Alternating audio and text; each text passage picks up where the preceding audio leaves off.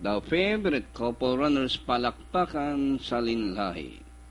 Coming up, Lion Fort, number 3, and third choice, She's Gorgeous. Only one entry, last call, 8A, the favorite, Salinlahi.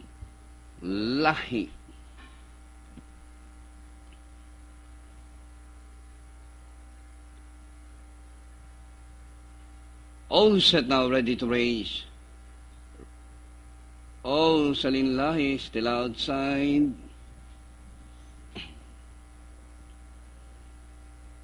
Race number 3, Class Division 1B.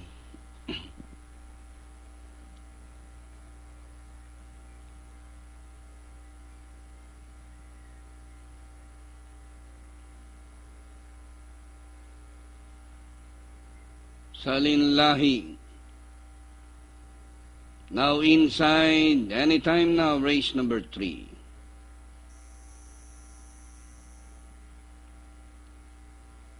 Horseman Slayer, OTB. Good evening to all of you there. Mr. Joey Sevilla.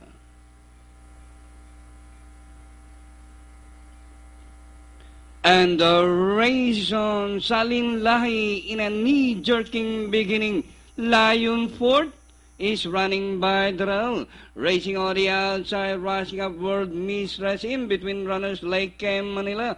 Apple Green, She's Gorgeous is racing in 6 by Drell, and racing in between runners Daman Surya, Tricky Charlie's Royal Fair, Concert King, and Palakpakan is running at the tail of the field.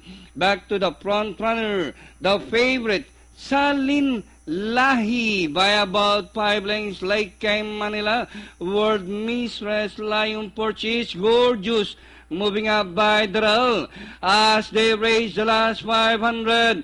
Salinlahi by about 4 lengths. She's Gorgeous now running in second as they swing for home. Salinlahi by about 3 lengths. She's Gorgeous on the outside. World Mistress Lake Cam Manila.